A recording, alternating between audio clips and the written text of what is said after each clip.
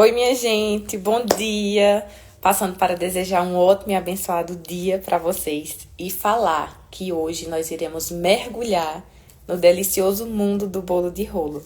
Isso mesmo, é uma sobremesa que encanta muitos, né? E que inclusive eu sou apaixonada. E é claro, minha gente, que o conteúdo que nós preparamos para a manhã de hoje foi baseado em livros de autores renomados como Câmara Cascudo, Gilberto Freire, Ferreira Goulart. E, assim, quem desejar o referencial teórico no fim da live, pode me enviar uma mensagem que irei compartilhar com vocês, certo? Mas vamos lá. O bolo de rolo é um sinônimo de Pernambuco, né? E tem uma história fascinante. Então, antes de falarmos sobre a comercialização e a presença deste bolo na gastronomia moderna, a gourmetização, é interessante que nós possamos compreender um pouco de sua origem e história, não é isso? Então, assim, esta sobremesa é mais que uma atividade de sobrevivência, né? Na verdade, é um reflexo da cultura, da nossa identidade e das transformações que ocorreram ao longo do tempo, né? Então, assim, como em toda cultura, a culinária é uma das formas de caracterizar o nosso estilo de vida, os nossos hábitos, os nossos costumes, porque a comida, minha gente, é uma das formas mais representativas da manifestação cultural, da nossa manifestação cultural. Então, como sabemos, nós não escolhemos nossos alimentos aleatoriamente. Na verdade, há uma forte relação entre aquilo que comemos e quem somos. Como assim, Fernanda? Porque assim, minha gente, a comida, ao longo da história, ela se consolidou como uma linguagem cultural. Então, ela reflete nossas tradições, nossos costumes, nossos hábitos, e é uma linguagem cultural, como eu falei anteriormente. Então, assim, isso se deve ao fato de que a humanidade, desde os primórdios, ela teve que aprender a identificar, a caçar, a modificar e principalmente isso, né, a transformar aquilo que estava disponível na natureza ao nosso redor. E, por exemplo, com a descoberta do fogo, nós não foi apenas a descoberta do fogo, né, não foi apenas um marco tecnológico, mas na verdade foi uma revolução cultural. Como assim, Fernanda? Porque o ato de cozinhar foi um divisor de águas nessa questão do processo civilizatório, né?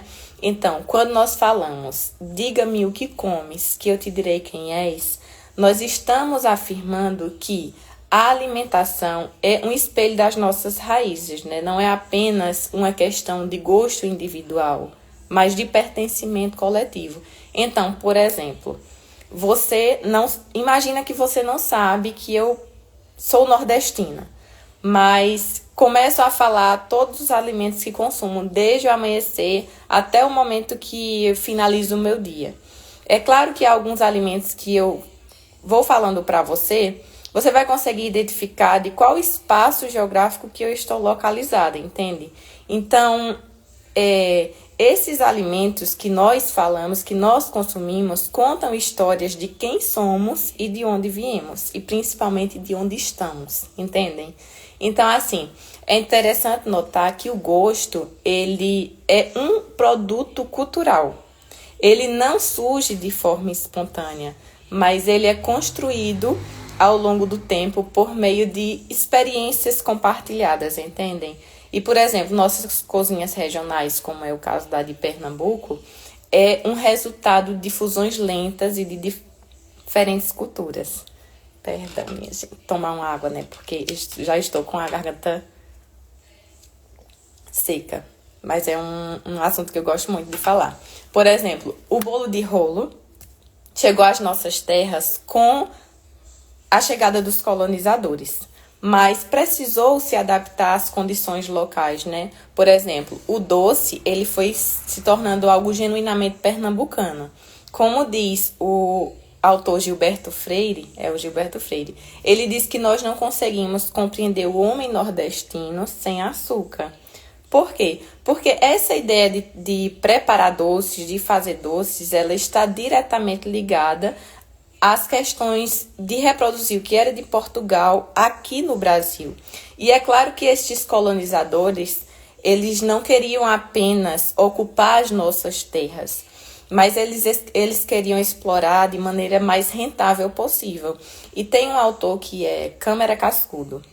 Ele nos diz que a nossa cozinha brasileira é uma fusão de influências indígenas, que eram os povos que já estavam aqui, dos povos escravizados e dos colonizadores. Então, quando esses povos chegaram ao nosso país, eles trouxeram ingredientes, trouxeram técnicas, trouxeram também suas tradições que enriqueceram a nossa cozinha, né? Então, por exemplo, quando nós saboreamos um prato típico, como o caso do bolo de rolo, nós estamos, de certa forma, vivenciando uma história de resistência, de adaptação e de inovação.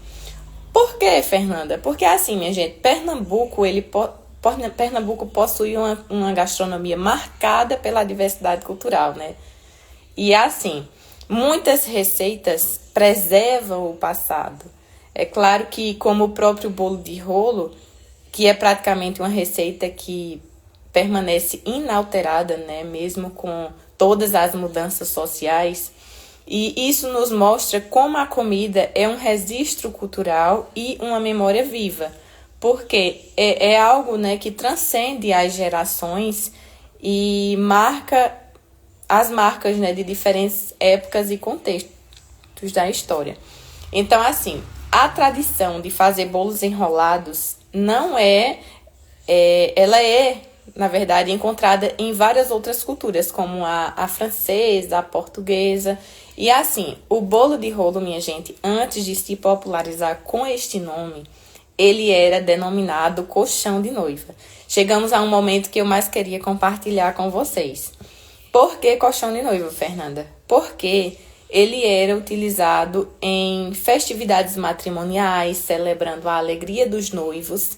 E anteriormente, antes de chegar ao Brasil, o recheio era com amêndoas. E quando os colonizadores trouxeram para cá, o que nós tínhamos em abundância no Brasil, e de forma mais específica em Pernambuco, era o quê? A goiaba e o ouro branco, que era o açúcar. E pensaram, então, vamos unir esses dois e formar fazer uma goiabada cremosa. E foi algo que deu super certo. É claro que atualmente com a gourmetização, né, há diferentes massas e diferentes recheios. Mas quando nós falamos em bolo de rolo, o que vem à nossa mente é aquela massa branca com recheio de goiabada, não é isso? Então, assim, é uma receita que tem como base a farinha de trigo sem fermento, porque nós não queremos uma massa grossa, nós queremos uma massa fininha, manteiga e ovos. E assim, tem um autor que ele diz que quando nós nos deslocamos, nós levamos conosco as nossas práticas culturais e alimentares. E, claro, né, que eu tenho que me hidratar, minha gente. Assim, foi exatamente isso que aconteceu com a chegada dos portugueses aqui no Brasil, ao Brasil, né? Desde que eles chegaram, a nossa confeitaria ficou marcada com um dos bolos mais desejados pela população e pelos turistas. E como eu falei no início da live, eu sou apaixonada. Gente, este bolo de rolo, ele inicialmente era servido apenas nas casas dos colonizadores. Mas depois passou a ser servido em comemorações, em festividades populares, sabe? E assim, ao longo dos anos, foi uma receita que passou por diversas adaptações e foi então criando essa identidade regional do Pernambuco, sabe? Mas o que eu queria falar para vocês também é que, além de tudo isso, a comida revela posições sociais. Como assim, Fernanda? Gente, anteriormente, nas classes mais altas, as receitas, elas eram preservadas, elas eram registradas de forma mais fácil. Então, nós tínhamos aquilo ali por escrito. Mas nas classes mais baixas, as receitas eram passadas a cada geração de forma oral. Então, muitas coisas nós íamos perdendo ao longo do tempo, entende?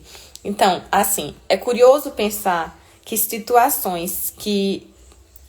nessas situações, né, que, por exemplo, aqueles que o cultivavam e que preparavam os nossos alimentos, muitas vezes sofriam com a fome. Tem um poema bem interessante de Ferreira Goulart que fala sobre isso. É claro que eu não vou dizer com as palavras dele aqui, mas quem quiser, eu posso enviar, tá? Ele diz o seguinte, que o nosso açúcar, ele fala especificamente sobre o açúcar. O açúcar que nós consumimos, não fomos nós que produzimos. Não foi o seu José, dono do mercado, não foram os donos de engenhos, né?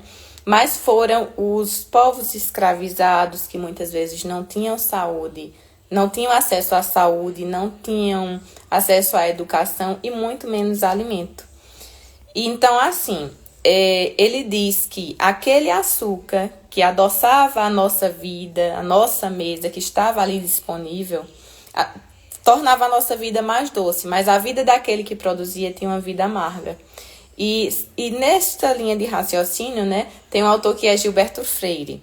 Ele descreve a exploração que começou desde a época da escravidão e ele diz que ainda existe de alguma forma, né, mas que agora com outras caras. Porque, assim, a doçura do açúcar contrasta com a realidade amarga daqueles que produziam, como eu falei para vocês. Então, assim, faz a gente perceber que produtos simples do nosso dia a dia carregam histórias de sofrimento, de injustiça e muitas vezes passam despercebidos, né? Ah, mas um açúcar, Fernanda, é isso mesmo.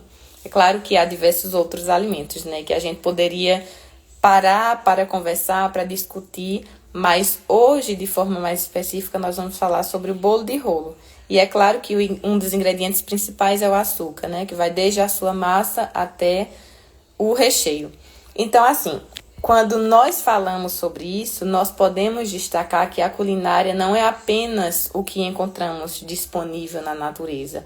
Porque, ao contrário dos animais que consomem aquilo que está pronto, que está disponível ali, nós não. Nós transformamos, nós produzimos em outras coisas, né? Como, por exemplo, nós não nos limitamos a caçar ou a colher, mas nós desenvolvemos técnicas, criamos sabores. Então, assim, a comida é uma invenção cultural, porque ela carrega marcas da criatividade humana. Então, quando nós cozinhamos, nós estamos realizando um ato cultural. É um processo, né, minha gente, que vai muito além da simples necessidade de alimentar-se. Por exemplo, quando nós utilizamos o fogo, quando nós combinamos ingredientes, quando nós temperamos, quando nós assamos, nós estamos criando algo novo. E assim, a comida ela se torna cultura tanto no ato de prepará-la, quanto no ato de consumi-la.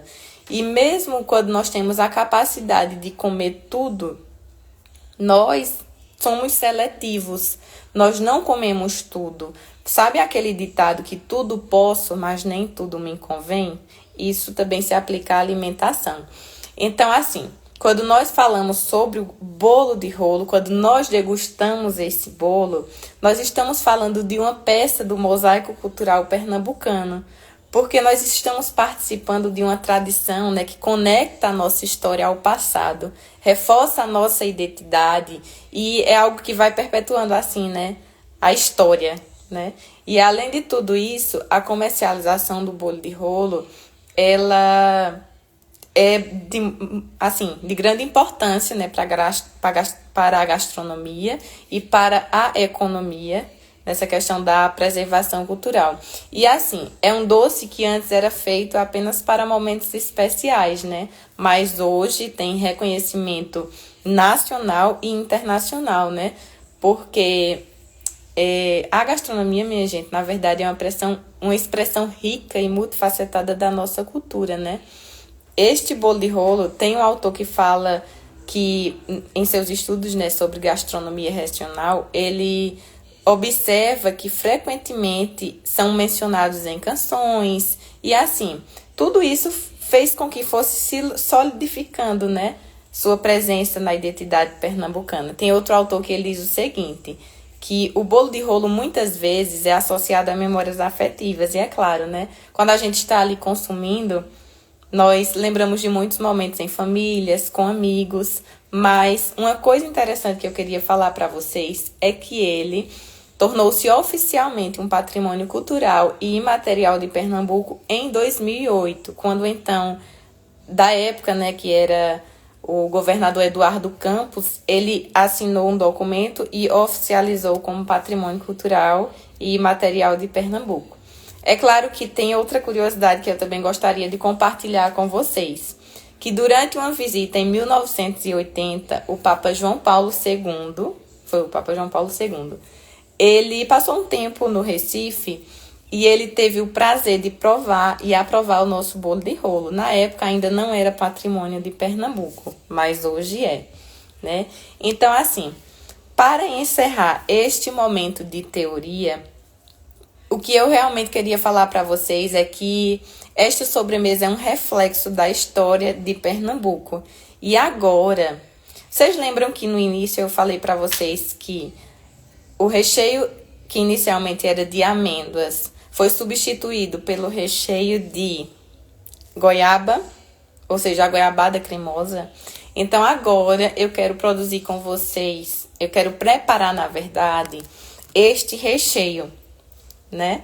Porque hoje é uma aula mais teórica, para que nós possamos realmente conhecer um pouco da história deste bolo. Mas quem sabe, em um futuro próximo, tenhamos uma aula prática, né?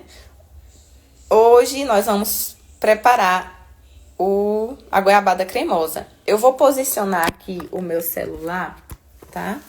Para que vocês consigam me acompanhar. Vamos lá, minha gente. Eu amo fazer isso. Olha, como eu estou sem touca, o que nós vamos produzir e preparar agora vai ser para consumirmos aqui em casa, tá? Eu vou mostrar para vocês qual a goiaba, qual o doce que eu utilizo para as minhas produções e o que... Ai, gente, só um minutinho. Estou tentando posicionar esse celular aqui. Vocês conseguem ver?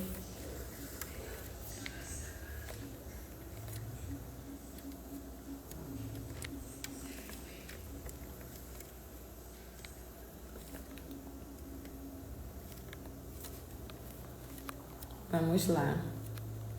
Eu queria falar que uma das minhas marcas preferidas é a da Tambaú. Como vocês podem ver, o baldinho já está ali, ó. É claro que este, minha gente, é mais indicado para quem tem uma produção em larga escala, né? Vai produzir para vender, certo? Não tá dando certo, gente. Vou deixar apenas aqui mesmo. Vamos lá. Eu gosto de comprar este baldinho da Tambaú.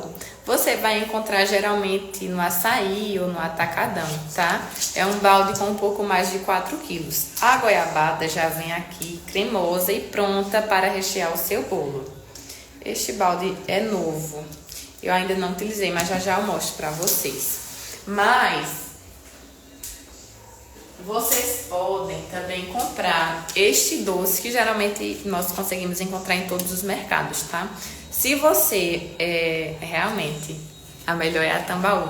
Vejam só, se você vai produzir apenas para consumir em casa ou em uma quantidade menor, você pode comprar este aqui e colocar com um pouco de água, que é o que nós iremos fazer agora, e deixar a sua goiabada cremosa, certo? Eu já deixei aqui para que nós vejam só. Eu já tirei a minha e já deixei aqui.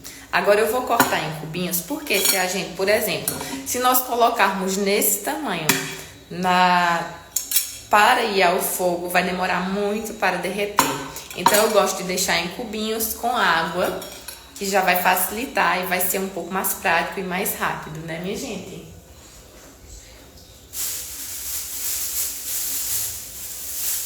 Vamos lá.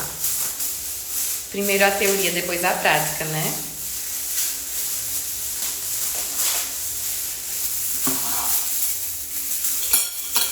Vejam só.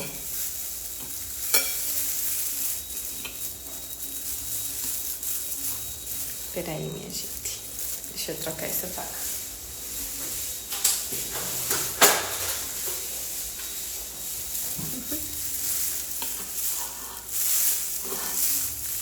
O máximo que vocês conseguirem cortar, melhor, tá?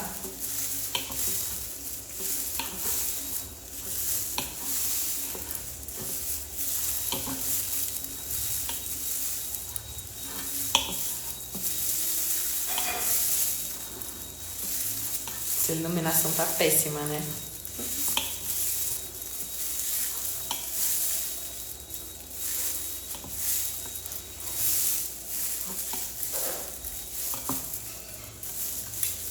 Minha gente, Eduardo sugeriu um livro que é Casa Grande Senzala, né? Se eu não me engano. Depois eu volto nos comentários aqui. Mas é muito bom. Também tem outro que é Açúcar, de Gilberto Freire, se não me engano. Vocês conseguem encontrar na Amazon. Tem um fretezinho, mas não é muito caro, não. Então, quem quiser se aprofundar, né, nessa parte teórica, há muitos PDFs, que inclusive eu li bastante. Que, se quem desejar, pode entrar em contato comigo, que eu terei o prazer de enviar, tá? Mas é claro que nada substitui um bom livro, né? Eu vou mostrar daqui a pouco pra vocês, não sei se hoje ou na próxima live, depois eu mostro pra vocês um livro que é comida. Vocês podem dar um Google aí e irá aparecer. Ele também é muito bom, que fala sobre essa questão de comida e cultura, na verdade. E explica bem detalhadamente. Vejam só, eu vou cortando aqui em cubinhos, porque depois eu vou colocar com um pouco de água e levar ao fogo, tá?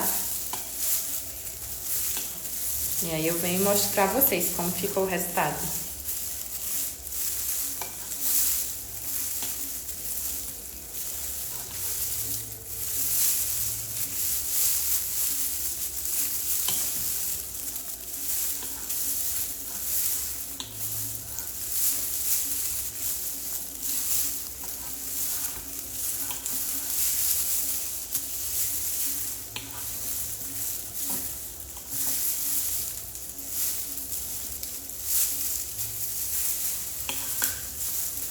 Pronto, minha gente, já cortei em cubinhos, porque isso vai facilitar bastante, né?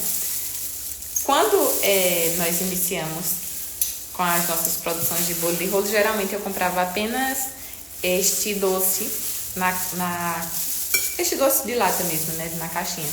Mas depois, quando a demanda foi aumentando, aí eu optei por comprar ele já pronto, porque fica até mais fácil e otimiza o nosso tempo, né?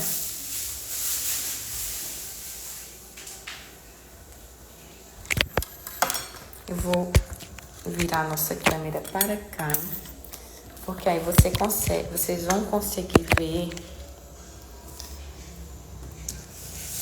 me ver preparando esta rabada cremosa, tá? Gente, eu gosto de utilizar esta espátula, que é a espátula pão duro, né? Por que pão duro, Fernanda? Porque quando você estiver retirando o seu doce da panela, vai tirar tudo, não vai ficar nada. Inclusive, eu descobri recentemente a explicação para o nome da espátula pão duro. Eu vou colocar o meu doce aqui, tá?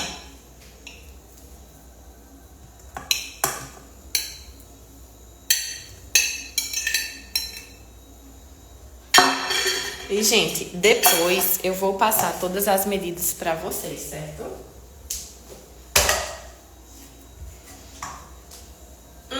Uma coisa que eu queria compartilhar também é que eu inicialmente ia preparava os meus recheios em fogo baixo. Mas depois, com um pouquinho mais de prática, você pode deixar em fogo médio para alto. Por que, Fernanda, em fogo baixo? Para evitar de queimar, tá? E sempre com em movimentos, né? Não vai preparar o sua goiabada e deixar lá.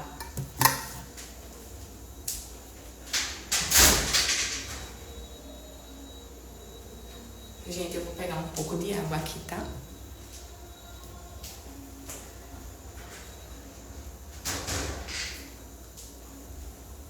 Só um minutinho.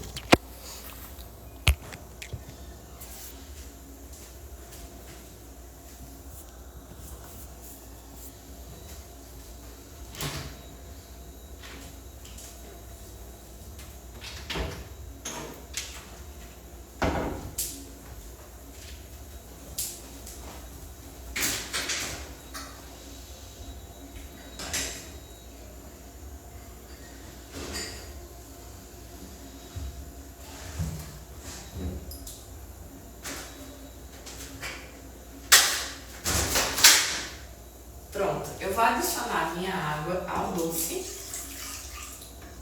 Pouco, tá, gente? E aí eu vou deixar em fogo baixo. Vou posicionar esse celular aqui mais perto para que vocês consigam ver melhor. Eu acredito que vai demorar um pouco para essa goiabada ficar no ponto que desejamos. Mas eu vou mostrar para vocês. Em 5 minutinhos eu mostro para vocês qual é o resultado que nós precisamos para preparar o nosso bolo, tá? Vamos lá. Eu posso sugerir alguns livros para vocês também.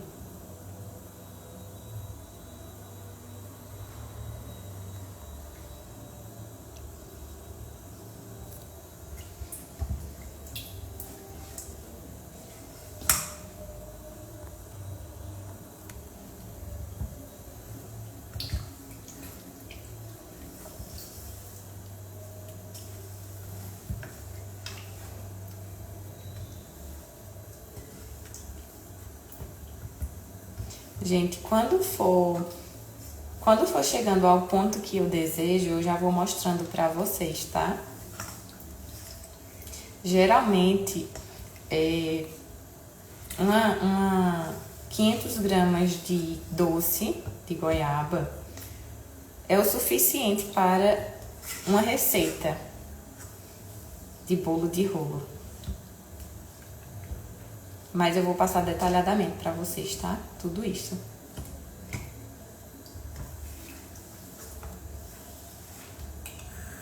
Rapidinho já vai chegando ao ponto, ó. Questão de 10 minutinhos e a gente chega ao ponto desejado.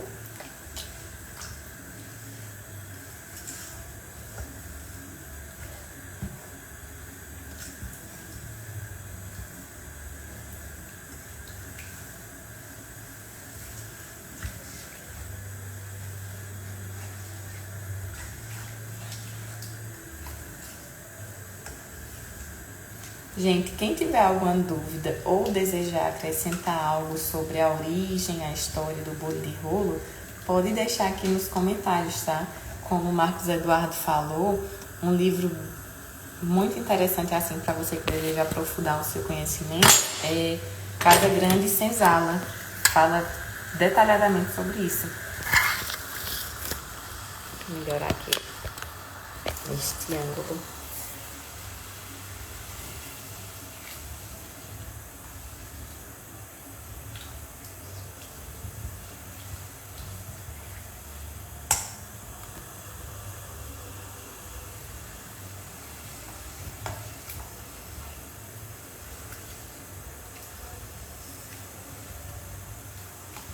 Gente, eu gostaria de uma câmera aqui sobre a minha panela. Ficaria bem mais prático para ir explicando para vocês. Mas já eu mostro, tá? Já está chegando ao ponto que desejamos. Então, como vocês podem ver, é bem prático e fácil, né, para fazer.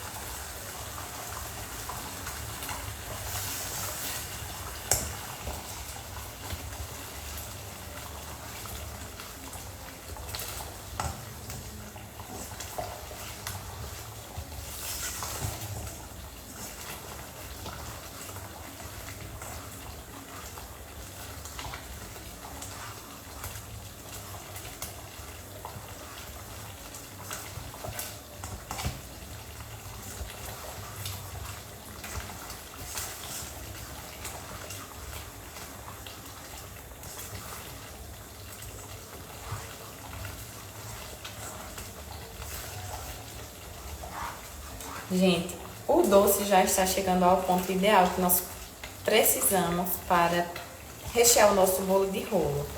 E eu vou mostrar para vocês qual é o ponto.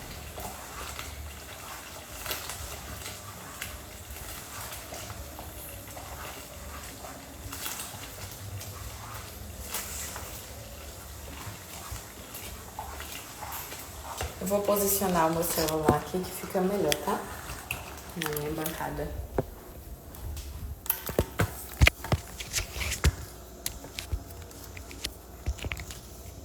Pronto.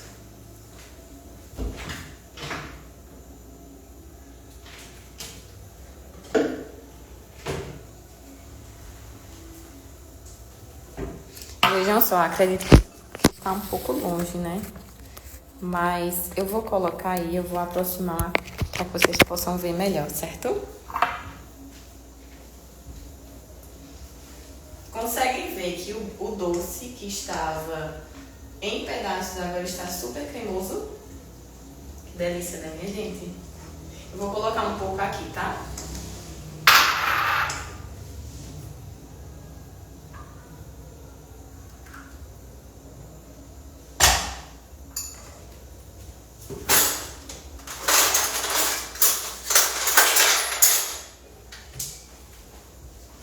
Olha, minha gente, este é o ponto para o recheio. É claro que tá bem líquidozinho, né, que saiu do fogo agora. Mas esse é o ponto ideal. Então, como eu falei para vocês, quem desejar o referencial teórico do material que nós utilizamos para este momento, é só entrar em contato comigo que irei enviar tanto a questão do nosso material, dos nossos livros, como também dos doces que nós utilizamos, tá? Tanto o cremoso quanto este que acabei de mostrar para vocês. Gente, foi um prazer, foi um momento, assim, excelente. E é claro que teremos outros em breve, tá? Obrigada!